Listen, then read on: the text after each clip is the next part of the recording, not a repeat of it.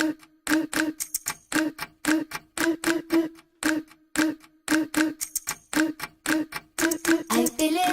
everyone, welcome back.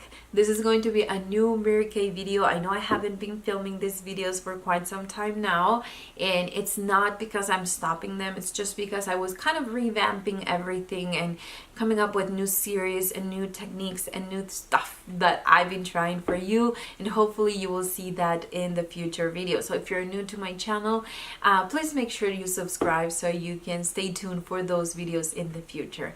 In this one, I'm going to share with you a new series that is going to be called Mary Kay Mistakes. Now, this is not about the company or consultants or, somebody that is selling it. It's based on an experience that I had recently. One of the Mary Kay consultants sent me a few pictures saying that she was following my tutorials and that they didn't look exactly the same.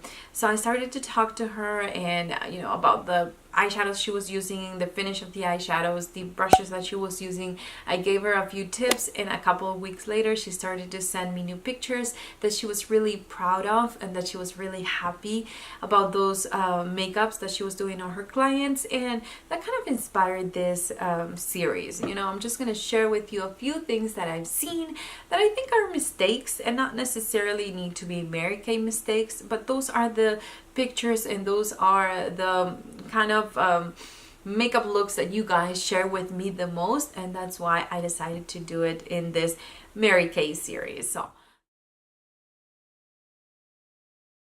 the number one mistake that I've seen in many, way too many makeup looks is using shimmer all over the lid.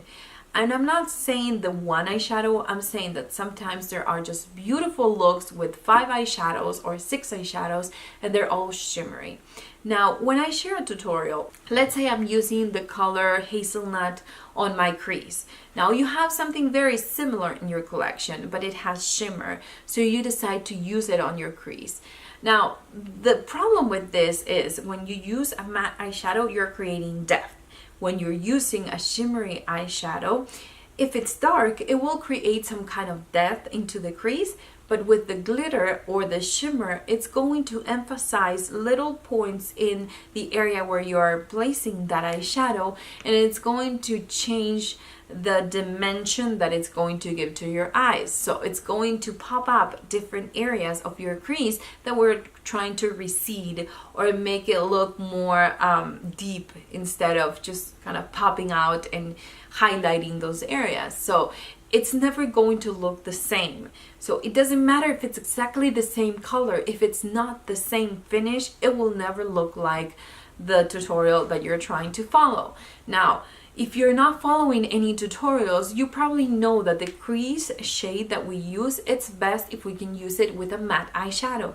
That is going to give contrast. It's going to be that kind of balance between that shimmery shade that we're going to apply in the lid area or wherever you're going to apply it, but it needs the balance of a matte eyeshadow. So that's the number one mistake that I've seen in many, way too many makeup looks, when you guys or when somebody uses all shimmery eyeshadows on the eyes. Now, what's the solution for that? If you're following a tutorial, the number one thing you have to remember is following the finishes.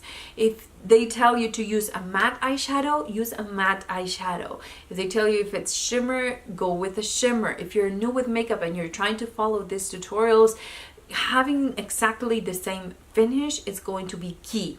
Number two, if you have the same finish but a different color, it doesn't matter. You try it and see how it looks. Usually that's the way that I find new makeup looks. Sometimes I love that makeup tutorial, but I know that cool tone eyeshadow doesn't look right on me. So I follow the steps and I kind of change the shades. That way I use what I have already in my collection. I don't have to go out and purchase it.